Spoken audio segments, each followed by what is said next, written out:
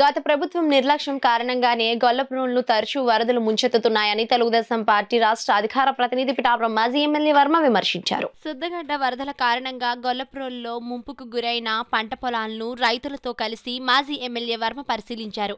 ఈ సందర్భంగా వర్మ మీడియాతో మాట్లాడారు. ఈ కార్యక్రమంలో గుండ్ర సుబ్బారావు, సీరం, మాణిక్యం, బస సత్యనారాయణ, బాబీ తదితరులు పాల్గొన్నారు.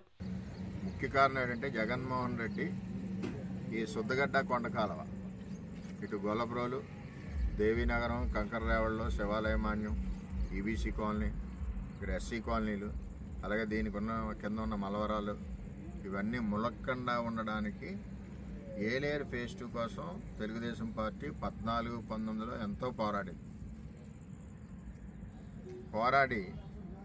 18 ఎండింగ్లో చంద్రబాబు నాయుడు గారు 160 కోట్లు ఇచ్చి టెండర్ పిలిచి శంకుస్థాపన చేసి పనులు రమణకపేటలో ప్రారంభించారు. ఎవరి గురించి చేశారు? అది పిఠాపురం టైలాండ్లో వచ్చి ఫ్లడ్ని డైరెక్ట్ సముద్రంలో కలపడానికి. అందులో కొండకాలం ఒక పార్ట్, కొంతమంది కొండకాలం అంటారు, శుద్ధగడ్డ అంటారు.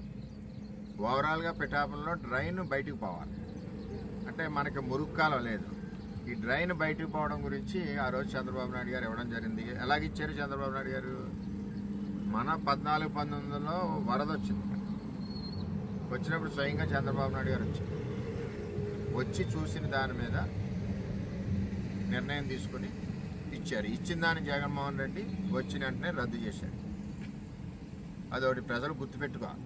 ఎంతో కష్టపడి, సంవత్సరాలు కష్టపడి దాని మీద పోరాడి తీసుకొచ్చి మనం తెచ్చిన దాన్ని, ప్రారంభించిన దాన్ని జగన్మోహన్ రెడ్డి వచ్చాక రద్దు చేశారు. ఎవరు రద్దు చేశారో ఆ రోజు ఎంపీ ఎవరున్నారో, ఇంకొకళ్ళు ఎవరున్నారో మీకు తెలుసు. అది సంగతి. దీన్ని కూడా చంద్రబాబు నాయుడు గారిని మేము నా సీటు పోయిన సమయంలో నేను అడిగింది పురుషోత్పట్నం ఎత్తిపోతలు ఒకటి పంటలు పండడానికి, రెండవది ఏలేరు ఆధునీకరణ ఏదైతే మీరు ఇచ్చి శంకుస్థాపన చేసి ఆగిపోయిందో అదొకటి, 2 మొదలెట్టాలని చంద్రబాబు నాయుడు గారిని అడిగాను. ఆయన మాట ఇచ్చారు. త్వరలోనే ఈ కార్యక్రమాలు కూడా ముందుకు వెళ్తాయని చెప్పి తెలియజేస్తాను.